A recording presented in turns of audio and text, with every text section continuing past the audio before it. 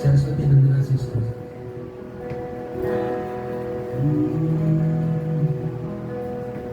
माँ शारदे, माँ शारदे, माँ शारदे, शारदे, माँ शारदे, माँ शारदे। मैया हम तो है बालक तेरे, माँ शारदे, माँ शारदे, माँ शारदे, माँ शारदे।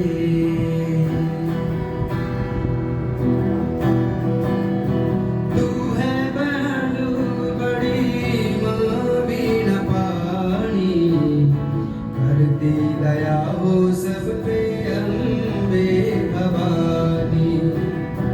तू है दयालु बड़ी माँ वीणा धारिणी, करती दया हो सब पे अम्बे भवानी। ओ मैया विद्या का के हमको भी वरदान दे, माँ शारदे, माँ शारदे, माँ शारदे। कर दो हमारी आज माँ पूरी आशा, तब से है शर्मा तेरे दर्शन का प्यास। ओ मैया दर्शन हमें भी आके एक बार दो, माँ शारदे, माँ शारदे, माँ शारदे। मांगे न लखा तुमसे दौलत खजाना, सात स्वरों का मुझको अमृत पिलाना। मांगे न लखा तुमसे दौलत खजाना, सात स्वरों का मुझको अमृत पिलाना। ओ मैया मेरी भी मात के जैसा हो, बस प्यार दे, माँ शारदे, माँ शारदे, माँ शारदे, माँ शारदे, माँ शारदे।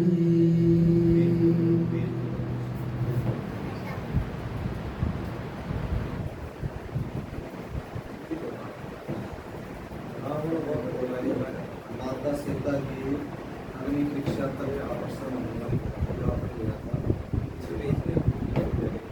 तो जब माता सीता भी वापस आ गई श्री राम के पास, तो उसके बाद अब जब राम जी ने समय का विचार किया तो अयोध्या जाने में बहुत थोड़ा समय बाकी रह गया। ये 1 या 2 दिन का इसमें बाकी था जब उनको अयोध्या पहुंचना।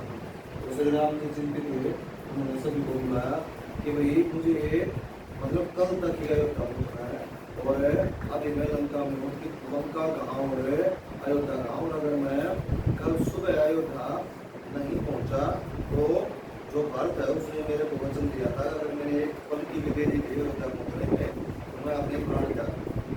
तो इस बात से श्री राम जी बड़े चिंतित हुए। हनुमान जी आते हैं और उन्हें कहते हैं कि प्रभु आपको चिंता करने की क्या जरूरत है, आपको कोई संदेह है, ठीक है, मैं भी आपको माता सीता को और लक्ष्मण जी को अपने कंधों पर बैठा कर तुरंत वहाँ पहुँचा सकता हूँ।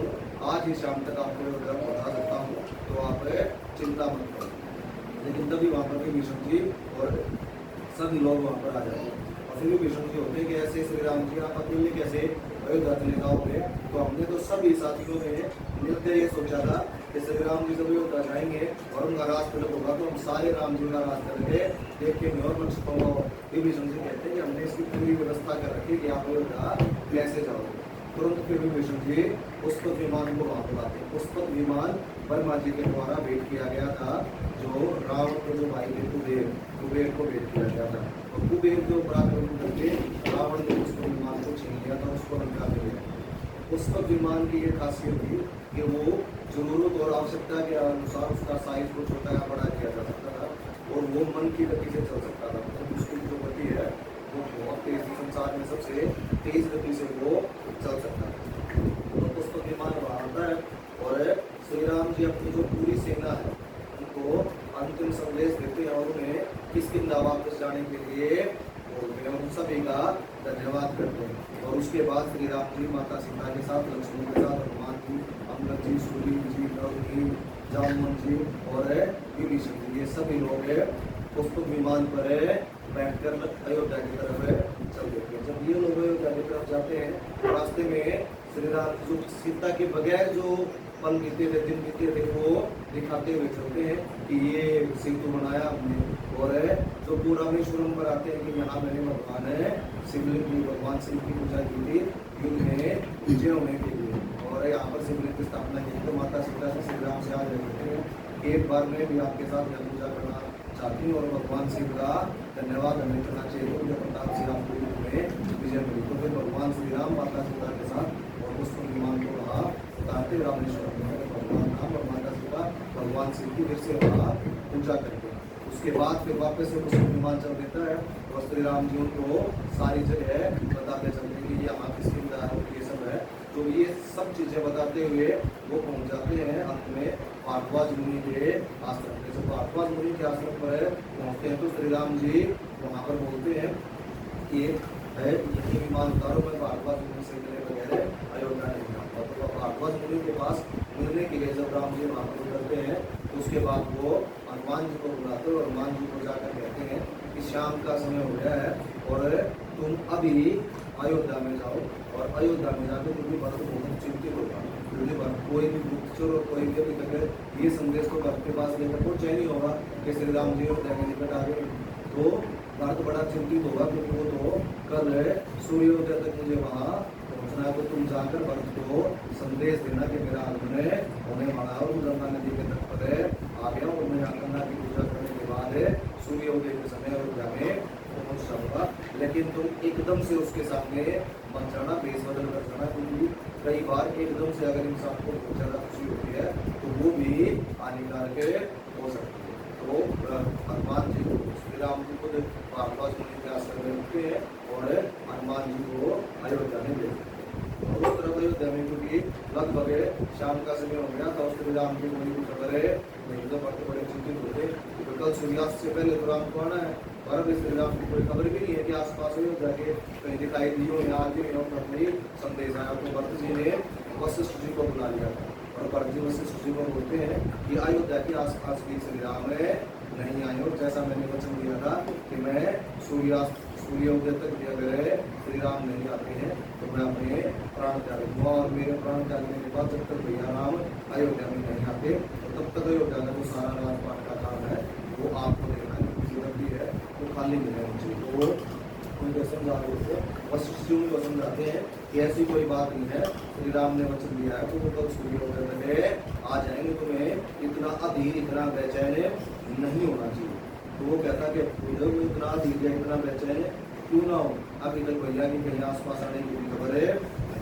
लेकिन जैसे ही उनका ये वार्तालाप चल रहा होता वहाँ पर हनुमान जी आ जाते हैं और हनुमान जी साधु का वेश बनाकर आए होते हैं। और हनुमान जी जब साधु का वेश बनाकर वहाँ आते हैं तो उनको बोलते हैं जय श्री राम, और भरत जी को उसके साथ महाराज आपको क्या चाहिए, ठीक है।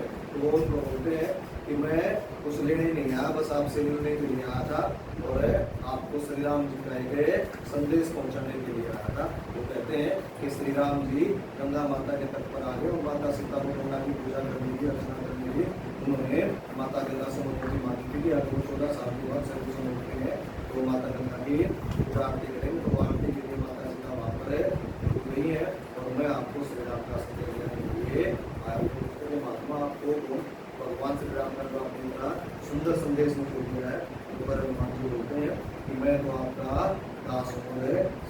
कालिदास को और मानो फिर वो आपको अपना असली रूप देखा। और श्री राम के आदमी की सूचना सुनकर बहुत ज़्यादा खुश होते हैं और तुरंत अपने सैनिकों को बुलाते हैं और बोलते हैं कि पूरे नगर में ये संदेश फैला दो कि सूर्योदय के समय श्री राम जी मंदिर में पधारेंगे और राम जी आ चुके हैं। तो जो भी नगर निवासी आना चाहता है भगवान श्री राम के आगमन में तो वो सब यहाँ आ जाए और पूरी अयोध्या को सजा दो कि श्री राम का आगमन होने वाला। पूरी अयोध्या में लोगों को पता चलना चाहिए कि राम जी आने वाले हैं और राम जी कल सूर्योदय के समय यहाँ पर आएंगे। तो पूरी अयोध्या में जब ये संदेश है तो अनेक व्यक्ति खुश होता है और वो सारे राम को राम जी आएंगे और हम उनके दर्शन करेंगे। 14 साल तक पूरी राम को किसी ने देखा ही नहीं था तो राम को देखने के लिए उनसे मिलने के लिए पूरी अयोध्या नंदीग्राम की तरफ चल गई थी और पीछे से जो औरतें बसती हैं वो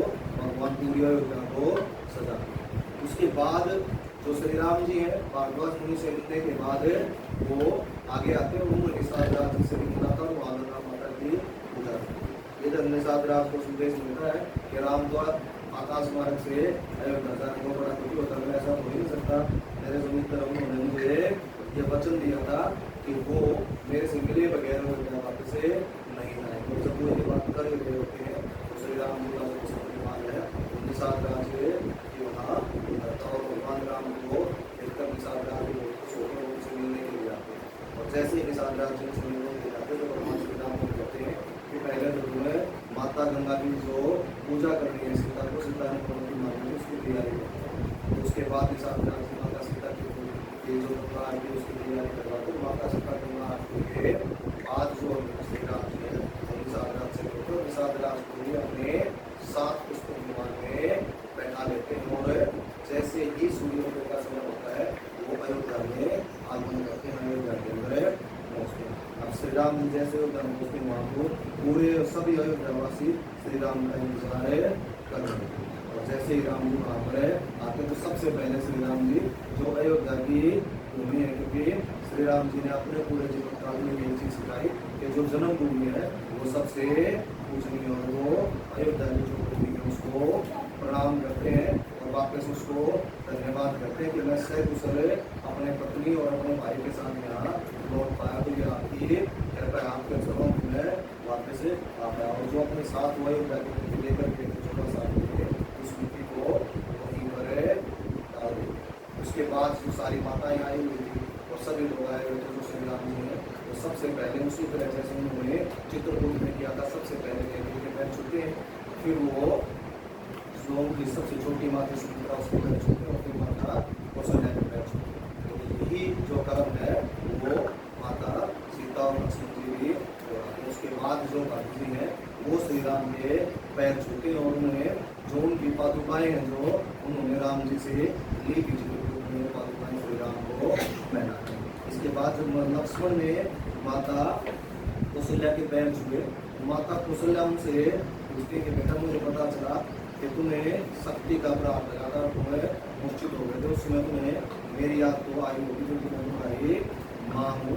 और बोलता कि माँ मैं तो पूरी मूर्छा में भी आपको ही याद कर रहा था। उस समय मैंने अपने आप को बड़ा अकेला महसूस हुआ। अगर आप मेरे पास होते तो मैं मुझे ये समस्या भी नहीं आती। मैंने पूरी मूर्छा में आपको ही याद किया तो आपको भी तो पता चला होगा। तो बोल के नाम मेरा मैंने तेरा जो दुख है तेरा जो कष्ट है उसको उस समय महसूस किया था। तो सारे बड़े प्रेम से वहाँ पर मिलते हैं और जो श्री राम जी को सभी अयोध्यावासियों से भी हाथ जोड़कर उन्होंने जो प्रेम दिया स्नेह दिया उनके लिए आए और उनका इतने समय तक इंतजार किया उसके लिए सभी अयोध्यावासियों का अभिवादन करते हैं और उन्हें भी धन्यवाद करते हैं।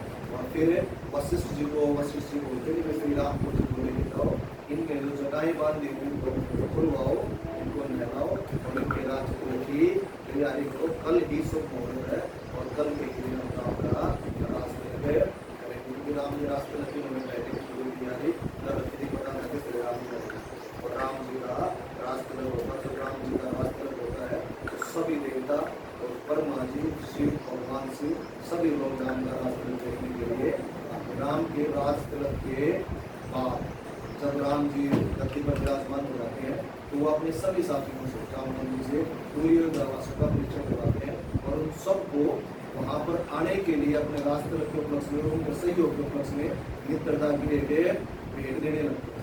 वो सभी को कोई कोई भेंटे दे देते हैं और हनुमान जी को कुछ नहीं। फिर माता सीता कहते हैं कि आपने सबको कुछ न कुछ दे दिया, हनुमान जी को तो कुछ दिया ही नहीं। ठीक है, तो श्री राम जी हंसने लगते हो, आपने नहीं दिया तो कोई बात नहीं, हनुमान मेरा बेटा है ना, तो इसे जरूर पूछे। और वो अपने गले से मोतियों की माला निकालते हैं और वो हनुमान जी को देते हैं। जैसे हनुमान जी उस माला को देते हैं, वो अपने दांतों से उसको मोती को देखने करके फेंकने लगते हैं। जब हनुमान जी मोतियों को फेंक रहे तो सभी लोग बड़ी हैरानी से देख रहे थे कि भाई माता सीता ने इतना स्नेह से अपना बेटा मानकर हनुमान जी को ये भेंट की और हनुमान जी इसको ऐसे तोड़कर फेंक रहे हैं। तो जब पूछा सुग्रीव जी ने उनसे कि हनुमान ये क्या कर रहे हो, तुम्हें तो मतलब माता सीता ने इतनी अच्छी भेंट दी, अपने गले से अवतार कर तुम्हें हार दिया, ठीक है, तुम्हें इतना स्नेह दिया, इतना सम्मान दिया और तुम इसको ऐसे तोड़कर फेंक रहे हो। तो हनुमान जी बोलते हैं कि मैं ये देख रहा हूँ कि इसके अंदर भगवान राम और माता सीता कहाँ है। तो जिस चीज़ में राम या माता सीता का वास नहीं है वो चीज़ मेरे किसी काम नहीं है। तो जब ये बातें वो बोलते हैं तो जो भी विभीषण जी हैं वो उनको मजाक में बोलते हैं, तो उनको बताना कि भाई अगर मतलब इस मोती के अंदर श्री राम नहीं है तो तुमने इसके तोड़कर फेंक दिया, तो तुम्हारे अंदर श्री राम है। जब वो उनसे इस तरह का करना मानते हैं तो फिर हनुमान जी वहाँ पर जो हम प्रकृति से मिलते हैं तो वहाँ पर अपनी छाती चीज कर दिखाते हैं। जब वो दिखाते हैं तो उनके सीने में माता जानकी और श्री राम जी साक्षात विद्यमान है। और फिर उसके बाद सभी लोग ने प्रणाम करते हैं और सभी को इस बात का एहसास होता है कि जो हनुमान जी को श्री राम में बड़े भगत और श्री राम जी हमेशा हनुमान जी के हृदय में वास करते हैं। जय श्री राम।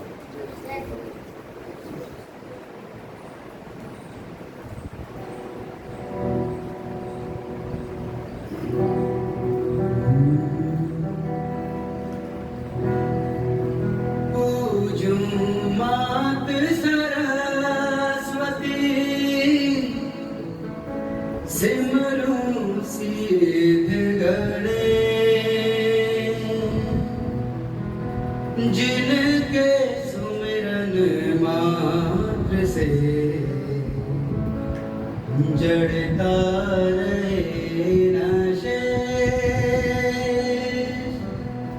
जड़ता रहे न शेष।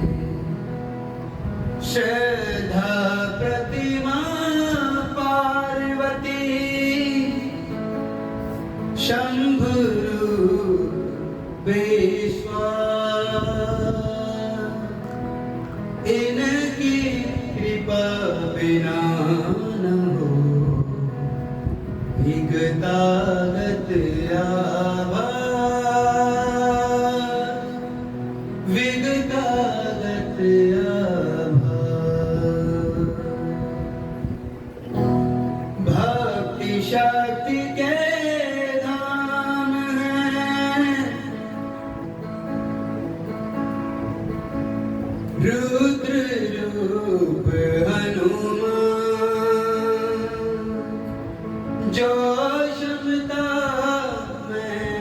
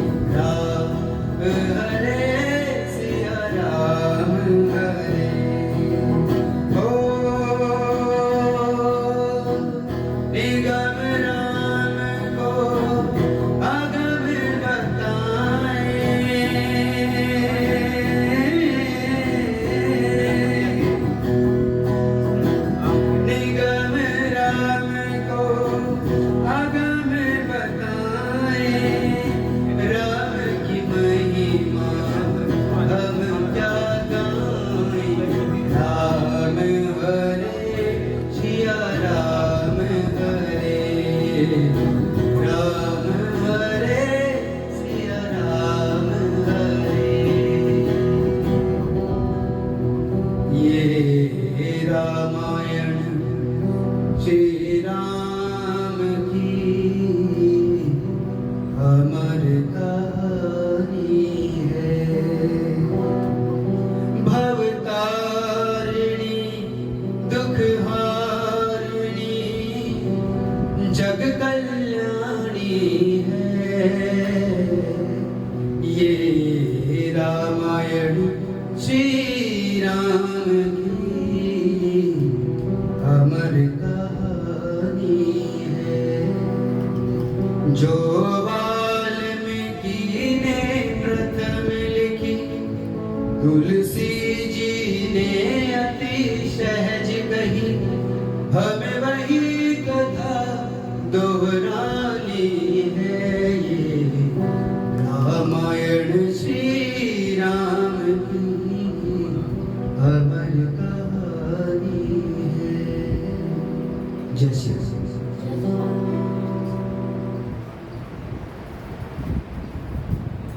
राज तिलक के बाद श्री राम जी ने अयोध्या में 11,000 वर्षों तक राज किया। 11,000 वर्षों तक जब श्री राम जी ने अयोध्या में राज किया तो एक दिन वहाँ पर साक्षात महाकाल यमराज जी वहाँ पर आते हैं श्री राम जी से मिलने के लिए गए साधु के वेश में। और श्री राम जी से मिलकर वो श्री राम जी को बोलते हैं कि मुझे आपसे बोलते गुप्त मंत्रणा करूँ, और जब मैं आपसे बात करूँ तो कोई भी व्यक्ति हमारी वार्ता के बीच में नहीं आना चाहिए, उस दौरान कक्ष में नहीं आना चाहिए, और अगर कोई हमारे कक्ष में आता है तो आपको उसे मृत्युदंड देना है। तो श्री राम जी उनको वचन देते हैं और फिर उसे मंत्रणा के लिए अपने कक्ष में बैठ जाते हैं, और कक्ष के बाहर लक्ष्मण जी को पहरे पर लगा लेते हैं और लक्ष्मण जी को बोलते हैं कि चाहे कोई भी हो, कोई भी स्थिति हो, कोई भी हमारे से कक्ष के अंदर नहीं आएगा, तो अगर कोई यहाँ अंदर आएगा तो मुझे उसको मृत्युदंड देना पड़ेगा। ये बात कहकर लक्ष्मण जी कक्ष के बाहर पहले पर विराजमान हो जाते हैं और श्री राम जी यमराज जी से काल से बात करने लगते हैं। फिर काल राम जी को अपना सिर दिखाते हैं और उन्हें बताते हैं कि मैं ब्रह्मा जी की आज्ञा से यहाँ पर आया हूँ, और ब्रह्मा जी से आपने जितना समय मांगा था इस अवतार के लिए, आपका कोई समय है वो पूरा हो गया। अगर आपको वापस वैकुंठ धाम में पधारना है तो मैं आपको ये चीज़ें बताने के लिए आया हूँ, और अगर आप अभी वो समय पृथ्वी लोक पर रहना चाहते हैं तो आप रह सकते हैं। तो फिर श्री राम जी बोलते हैं कि मेरे पृथ्वी लोक पर जितने भी दायित्व थे वो सारे के सारे दायित्व पूरे हो चुके हैं, और मैंने ब्रह्मा जी से जो समय लिया था मुझे भी ध्यान है, मैं अब अपने लोक को वापस से पधारूंगा। उनकी जो ये मंत्रणा वो चल रही होती है, और उसी समय दुर्वासा ऋषि द्वार पर आते हैं। दुर्वासा ऋषि द्वार पर आते हैं और वो लक्ष्मण को बोलते हैं मुझे अभी श्री राम से लक्ष्मण को बोलते हैं कि श्री राम जी गुप्त मंत्रणा में है और वो अभी आपसे नहीं मिल सकते। उन्होंने मुझे आज्ञा की है कि कोई भी तरह नया है तो आप थोड़ी देर विश्राम कीजिए, मैं आपको विश्राम की व्यवस्था करता हूँ। और जैसे ही श्री राम जी वहाँ से मुक्त होते हैं, उनकी मंत्रणा पूरी होती है और तुरंत श्री राम जी को आपके आत्मा की सूचना दूंगा। श्री राम जी खुद आपसे मिलने के लिए आएंगे, तब तक आप अतिथि गृह में विश्राम करें। अब दुर्वासा तो बड़े गुस्से में इसीलिए भगवान शिव का ही अवतार में माना जाता, तो बड़े गुस्से में कहते हैं कि मुझे रोक रहा है, तो मुझे श्री राम से मिलने से रोक रहा है, तो मुझे इंतजार करने के लिए कह रहा है, तू इतना दुष्ट है, इतना दुष्ट है, मैं भी है ना तुझे और पूरी अयोध्या को श्राप दे दूंगा, पूरी अयोध्या यही बदल हो जाएगी। और वो लक्ष्मण को धन्यवाद करते हैं। तो लक्ष्मण जी सोचते हैं कि अगर मैं अब अंदर गया तो मेरे अकेले को मृत्युदंड मिलेगा, और अगर मैंने दुर्वासा ऋषि की बात नहीं मानी तो यह दुर्वासा ऋषि एक ही शराब से पूरी अयोध्या को वसूल कर देंगे। तो अगर लक्ष्मण सोचता है कि मेरा अकेले का मरना ठीक है पूरी अयोध्या के बदले में, तो फिर लक्ष्मण जी दुर्वासा को बोलते हैं कि मैं भी राम जी को आपके आत्मा को सुना देता हूँ, आपके थोड़े से समय के लिए कुछ के लिए। जैसे ही लक्ष्मण जी अंदर जाते हैं, काल लक्ष्मण को देखते तुरंत अंदर जाते जाते वहाँ से चले जाते हैं। और श्री राम जी ने बोलते हैं ये क्या किया भाई, तुमने मैंने मुझे मना किया था। तो लक्ष्मण जी ने आगे को कहा कि बहुत सारे ऋषि ऐसे ऐसे आ गए तो वो श्राप से पूरी अयोध्या को भस्म कर देना चाहते थे, इसलिए मैंने सोचा कि पूरी अयोध्या भस्म होने से पहले मेरी ही मौत ठीक है, तो इसलिए मैं अंदर आया। तो श्री राम जी बोलते कोई इसको मार देते तो पहले दुर्वासा ऋषि को बोला। लक्ष्मण जी वापस दुर्वासा ऋषि को बुलाने चाहते थे, दुर्वासा ऋषि वहाँ क्योंकि उस चीज को भक्त करने के लिए ही आए थे। वो भी श्री राम को ये एहसास दिलाने के लिए आए थे कि अब उनका बुलाने का समय है वो आ गया। जैसे दुर्वासा ऋषि चले गए श्री राम जी शाम को अपने सभी मंत्रियों को और गुरु जी को बताते हैं कि ऐसे ऐसे घटना हो गई। मैंने तो एक साथ बुलाया कि मिलने के लिए और उनको वचन दिया था अगर हमारी वार्ता के बीच में कोई व्यक्ति आता है तो उसको मृत्यु करेंगे। और लक्ष्मण आ गया बीच में, और लक्ष्मण को मेरा भाई है, उसको मृत्यु कर दे कैसे, तो मेरे लिए तो धर्म संकट होगा। अगर वचन पूरा नहीं करता हूँ तो मेरा वचन झूठा हो जाऊंगा। और भाई है जिसने मेरी कभी मेरी आज्ञा का मतलब वो ही निकला और उन्होंने मेरी इतनी सेवा करी है और मेरा इतना अच्छा भाई है, तो मैं अपने हाथ से इसको मृत्यु दंड दिया। वैसे ये तो बड़ा घोर दंड है जो बड़े बड़े अपराधियों को दिया जाता। अब अयोध्या का ये इतना जरूरी अच्छा नागरिक है, सेना का सेनापति है, तुमने इसको मृत्यु दंड क्यों किया? तो फिर वशिष्ठ जी उन्हें बोलते हैं कि जो अच्छा इंसान होता है उसको देश से अगर निकाल दिया जाए तो वो भी उसके लिए मृत्युदंड के समान ही होता है। तो तुम ऐसा करो कि लक्ष्मण को देश निकाल दे, उसको अयोध्या से बाहर निकाल दो तो वो मृत्युदंड के बराबर ही होगा और तुम्हारा वचन भी नहीं टूटेगा। तो मैं अपने भाई की हत्या का पाप भी करूँगा।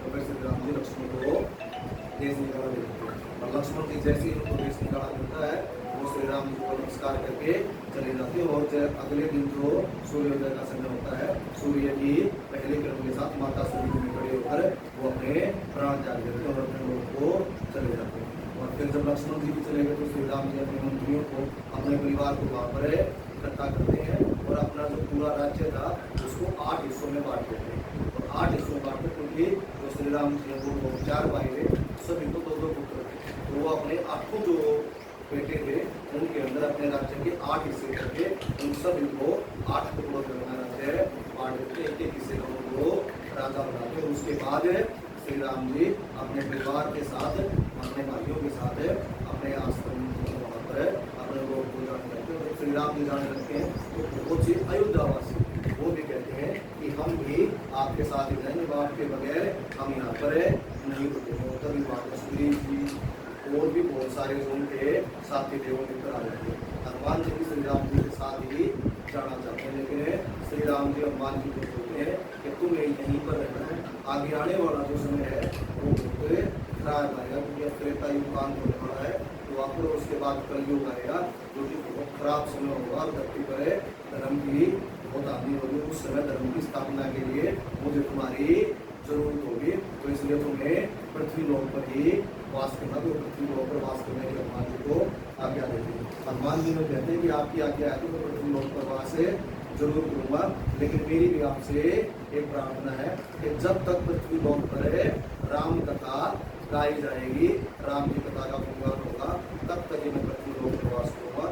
जिस दिन पृथ्वी लोक से राम कथा खत्म हो जाएगी उस दिन मैं भी पृथ्वी लोक छोड़कर आपके पास पृथ्वी में ही आ जाऊंगा। फिर मैं राम कथा के बिना मैं यहाँ पर नहीं रुकूंगा। और विभीषण जी को भी राम जी आज्ञा देते हैं लंका में ही रुकने को, तुम्हें बना कर देते हैं। उन्हें बोलते हैं कि तुम्हें मतलब जो समय का अंतिम छोर है, समय का अंतिम छोर मतलब जब तक कलयुग खत्म होगा तब तक तुम्हें पृथ्वी लोक पर ही रहना। और जब मैं कलयुग के अंत में अपना कल की अवतार दूंगा तो तब मुझे तुम सबकी मदद की जरूरत पड़ेगी। तो इसलिए उस समय तक मेरे अंतिम अवतार तक तुम्हें यहीं पर पृथ्वी लोक पर ही वास करना। तो विभीषण को और श्री हनुमान जी को वहीं पर रहने की आज्ञा देते। और सुग्रीव जी से बात करने वाले होते हैं, सुग्रीव जी तुरंत मुझे ऐसी कोई आज्ञा नहीं देना, मैं तो आपके साथ ही करूँगा। मैं तो अंगद का राज तलक करके उसको गद्दी पर बैठा कर ही यहाँ मुझे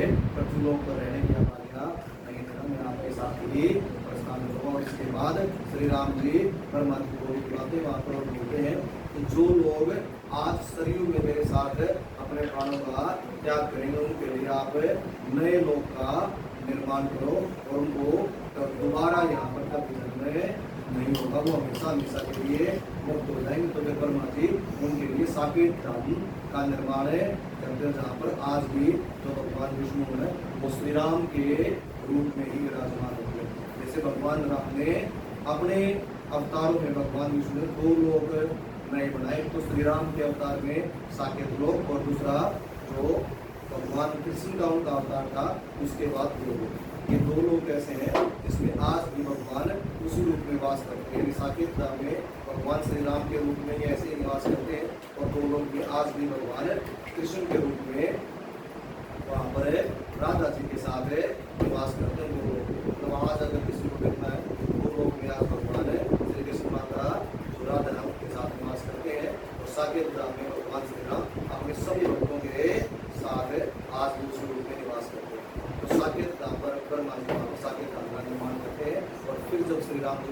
अपना देह त्याग करते हैं। तो जितने अयोध्यावासी, जितने वानर और उनके साथ उस समय उनके साथ वहां पर अपना देह त्याग करते हैं, वो सभी लोग साकेत काल में चले जाते हैं। और जो भरत जी है और जो शत्रुघ्न जी, अब कई लोग ये मानते हैं कि भाई श्री राम जी तो विष्णु का अवतार है और जो लक्ष्मण जी है वो शेषनाग का अवतार है, तो अब जो भरत जी है और शत्रुघ्न जी है वो किस चीज का अवतार है? क्योंकि श्री राम का भाई होना कोई आम आत्मा या आम इंसान को श्री राम के भाई के रूप में अवतरित नहीं हो सकता। तो जो भरत जी है वो हनुमान श्री राम जी के या विष्णु जी के हाथ में शंख होता है, शंख के रूप में उनको अवतरित माना जाता है।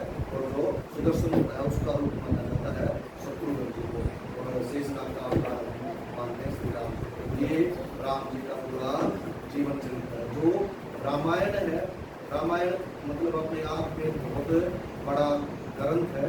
हम मतलब इसको शब्दों में और वो थोड़ा ही आप सुना करके इसको खत्म नहीं कर सकते। इसको समझना और समझा पाना भी हर एक व्यक्ति के बस की बात है नहीं। तो मेरा भी उतना सामर्थ्य नहीं है कि हर एक चीज़ और हर एक रहस्य को मैं समझ सकूँ, लेकिन फिर भी जो रामायण है वो बहुत सारी चीज़ें हमें सिखाती है और बहुत सारी बातों के बारे में हमें बताती है। कि रामायण में एक अच्छा बेटा क्या होता है उसके बारे में बताती है, एक अच्छा राजा कैसा हो सकता है उसके बारे में बताती है, एक राजा के दायित्वों के बारे में समझाती है, एक पति कैसा होना चाहिए उसका दायित्व के बारे में समझाती है, एक समाज का जो जिम्मेदार नागरिक होता है उसकी समाज के प्रति जो जिम्मेदारियां होती हैं उसके बारे में हमें समझाती है, मित्रता के बारे में हमें समझाती है, और अगर हम भक्ति कैसी होनी चाहिए उसके बारे में हमें समझाती है। रामायण हमें समझाती है कि भाई कैसे होने चाहिए और एक भाई के लिए भाई का प्रेम कैसा होना चाहिए। रामायण हमें समझाती है कि त्याग कैसा हो सकता है। रामायण हमें समझाती है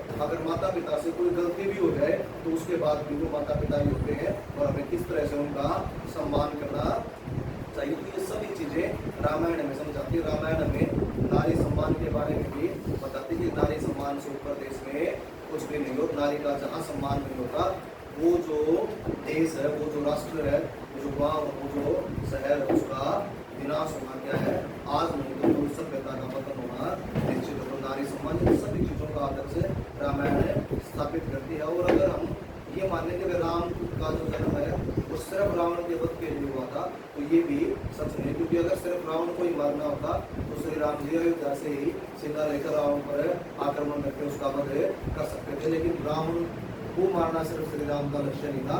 उन्होंने क्या किया, अगर हम रामायण में देखते हैं, उन्होंने समाज के हर वर्ग को अपने साथ जोड़ा, हर वर्ग को सम्मान दिया, हर जाति हर तरह के लोगों को अपने साथ अपनी यात्रा में जोड़ा है। जो ये बताती है कि समाज का हर एक हिस्सा क्या है, जरूरी समाज में रहने वाली हर एक जाति, हर एक इंसान, हर एक तरह के वन्य प्राणी सभी समाज का हिस्सा और सभी समाज के लिए, देश के लिए और दुनिया के लिए जरूरी है। सभी के सहयोग से समाज बनता। तो श्री राम जी सारे आदर्श अपने जीवन में स्थापित करते हैं। और बाद में अंत में भी वो ये बताते हैं कि जैसे हमारे यहाँ पर जो बहुत सारे राजा महाराजा है उनके पास एक प्रथा चली कि भाई चाहे राजा के 10 बेटे थे, चाहे कितना भी बड़ा परिवार था, एक बेटा गद्दी पर बैठा और बाकी सारे ऐसे ही चले गए। हम कितने ऐसे वंश जान सकते हैं जिनमें वो जो भाई काके था उनका के नाम भी नहीं आऊंगा। उसके बाद भी क्या होता है, और इसी वजह से उन परिवारों में झगड़ा हो रहा कि मैं तो गद्दी पर बैठ रहा हूँ, मेरा भाई है, उसके बच्चे हैं,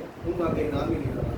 लेकिन राम जी ने अपने राजा बनने के बाद अपने भाइयों को भी उस समय पूरा स्थान दिया और उसके बाद उनके सबके जो बेटे थे, ताकि जो उनका राजपाट है उसके लिए उनमें कभी भी वैर की विरोध की भावना न आए। राम जी को पता था अब त्रेता युग खत्म हो जाएगा, मेरे शरीर त्यागने के बाद द्वापर आएगा जिसमें जो धर्म है वो और कमजोर होगा और पाप और जो मन में बुरी प्रवृत्तियां हैं वो और बढ़ेगी। और द्वापर में ही हमने देखा है कि भाई भाइयों में राज्य के लिए झगड़ा हुआ, जो महाभारत जिसका उदाहरण। तो श्री राम जी ऐसा अपने परिवार में कभी भी नहीं चाहते थे। उसके जो 8 भाई थे उन चारों भाइयों के 8 पुत्र थे, उसने अपना जो पूरा राज्य था वो 8 के अंदर बराबर बांटा कि भाई इस तरह की भावना कभी आने ही नहीं चाहिए। राज्य पर सभी का समान अधिकार है, नहीं कि सिर्फ एक बेटे का। राम जी अपने जीवन में बहुत सारे आदर्श स्थापित करते हैं और उन्हीं सबका जो समावेश है वो रामायण हो। रामायण एक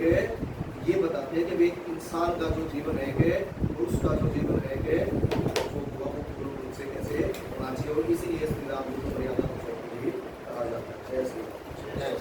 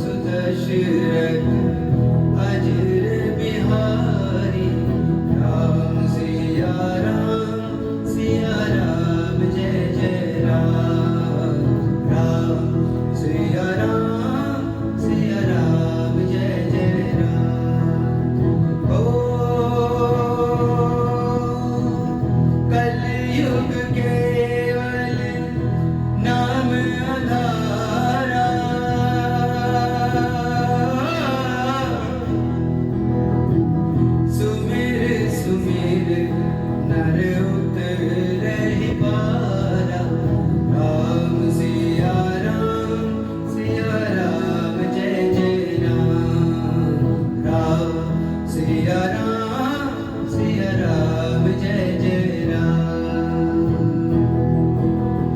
ओ हरि अनंत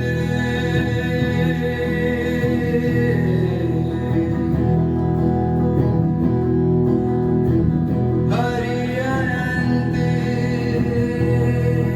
हरि कथानंता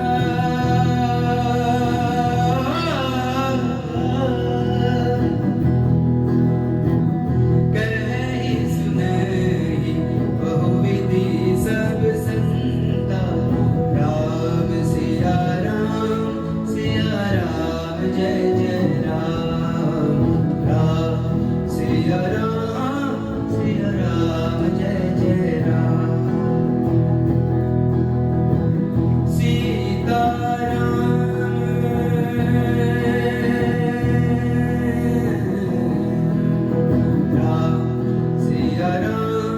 सिया राम जय जय राम। राम सिया राम जय जय राम।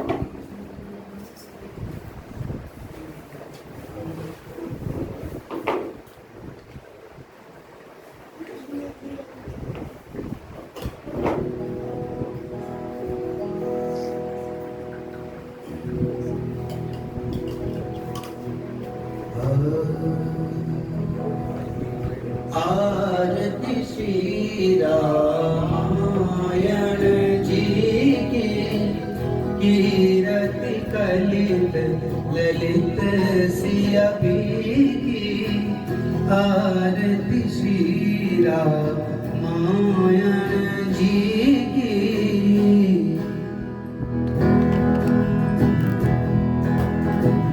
गावत ब्रह्मदिक मुनि नारद वाल्मीकि विज्ञान विशारद। सुख सनकादिक शेष अरु शारद। भरनि पवन सुत कीरतिनि की। आरती श्री रामायण जी की। आरती श्री रामायण जी की। गावत वेद पुराण अष्टदश छौ शास्त्र सब ग्रंथन को रस। मुनि जन धन संतन को सर्वस। सार अंश सम्मत सब ही की। आरती श्री रामायण जी की। कीरति कलित ललित सिया की।